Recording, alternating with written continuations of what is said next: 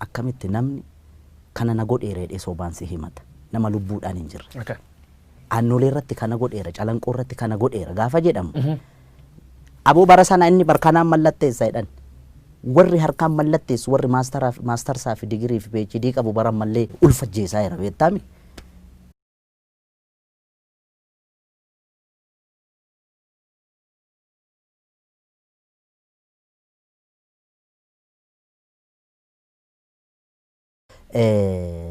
Akka Dr. Abiy waraana isaa ajaje akka Jawaar ajjeesu yookaan qabsaa Oromoo hayyuu tokko akka ajjeesu nafxanyaan halkanii guyyaa irratti hojjechaa jirti. Gaafa muummichi ministeeraa waanuma xinnoo bar waan guddaa miti bar gaaffiin deebi'een jiru beektaami. Mee gara fuulduratti hin deebisuun deebisan hin beenu gaaffiin Oromoo waan guddaan turre bar biyyattii kana keessatti akka arjummaa isaatti. Waanuma xinnoo waanuma Oromoo urgooftu kan yoo godhe qullaa sirbiti baatee barnaafxanyaan miidiyaa ishiitiin FM jiru hundi jechuudha. Yoo nagno waan isaan hin jedhin hin jiran beektaa. Gaafa immoo inni xiqqoodhuma saayikooloojii Oromootti wanta buutu kana yoo godhe yeetimmi walad tini balinji la Itoophiyaan jedhanii tela hin bubbisu beektaa. Maal dookumantariin irratti hojjechaa ooluu miti. Maal anjira gubbaatti yaa galaaneetiyyaa ette fardi siidaa hatan siidaa dabalee sini ette wanni ette erganu daangeessani barii turee bulbul farda badia caalu farda wanni farda waan fardaa sobtacha keessa waarke farda siidaa hatani siidaa dabaleen soore erganu daangeessani barri turee bubbulee fardi siidaa dabalee sun farda mililikirra taa'ee kunoo amma suura ka'esan farda hatame beetta humnaan qotee bulaarraa fudhate beetta ijoollee bolaa sadan tokko jiran waggaa 8 dura sochii hamaa gaggeessaa turan kitaaba isaan barreessan irratti arge beette siidaa dabaleen kun nama galaan farda isaa kaalchoo fi garbuu qallabaa ture gorroo jalatti Oromoon sangaa fardaa isaa maal godha beetta guyyaatti yeroo lama dhiiqa beeke naannoo keenyatti nuti farda goojeedhaaf lolaaf itti qophoofsitu kana leenji'amu garbuu nyaata gorroo jala hidhame namichi kun gaafa farda taphatu beekamaa ta'e odeensii qaba beetta akka kitaaba sanarra jedhutti seenaani gorgisitu taabonni wayii hin baay'edhan as birbirsa gooroo kanatti nami kun maqaa qaba siidaa dabaleen kun namicha bira qaqqabe fakkaa namilik bira odeeffannoo milik biga waa maatiin haa taphatu jedhame inni farda isaa miicee maaloo jedhee bareechee galaan irraa sakaraa dhufe beetta sakaraa dhufee goojirra mul'atee na dhadha'u kana argee nugusni taa'ee argaa ture harkaa fuudhaa jedheen irraa bute beetta waametu farda akkasii kun mootiif malee nama teebula akka keetiif hin ta'u isa jedhanii nu abaaran sana jettaa mire jedheeni harkaa fuudhee siidaa dabaleen boo'aa deeme kanaaf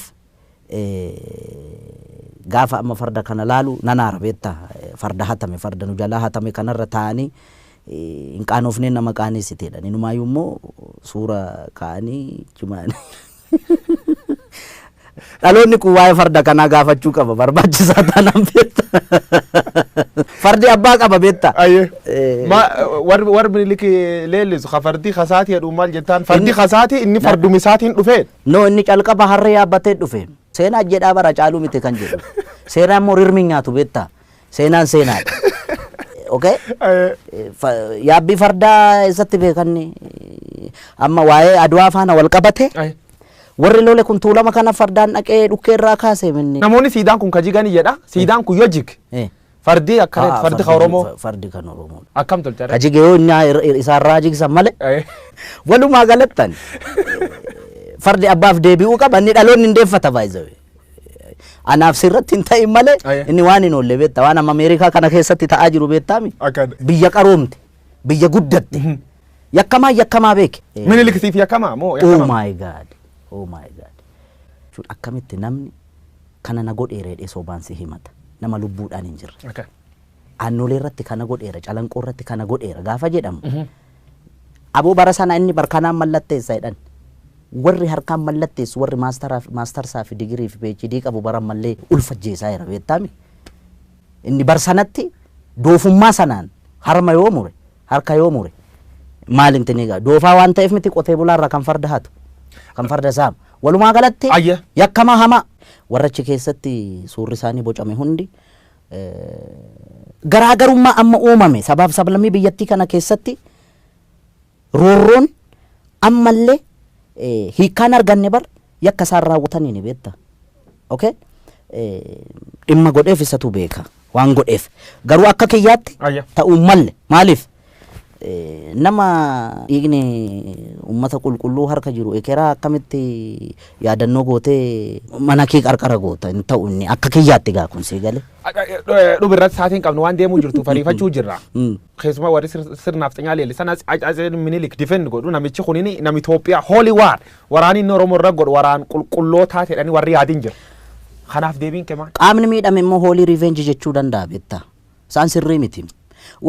An kannaan galle silaa isaan nabiyyii miti yookaan isaa Iyyesuusii miti. Ayya. Namumaa miti. Ummanni yakki irratti raawwatame yakkamtoota jedhee malee sabni isaa lafarraa dhumuu qabaa hin jenne bar ummanni Oromoo. Amma laal biyya faranjii kanatti gurraachannaa luka dhiqan argiteetta warri adiinam. Maal beeku amma?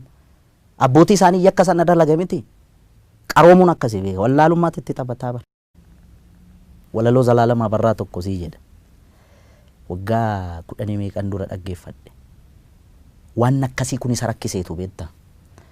Akkamittiin caalee akkamittiin gurbaana dhaga'uu diddaa jedhe. Caalii sanyii dhiiraa caalii sanyii guddaa kan dur lammiin kee ajjeesee dibatee tufeen arraabne gafarsaan gaditti saawwaatti lakkaa'e yeroo yoo argatu raadiyoon sii waadee qawween sii akaa'e ammam lammii keetiin walii galtee diddee mana gumaalitti almahaa jedheetu afaan kottaa afu kan shan ta'ee dhufu jedhe.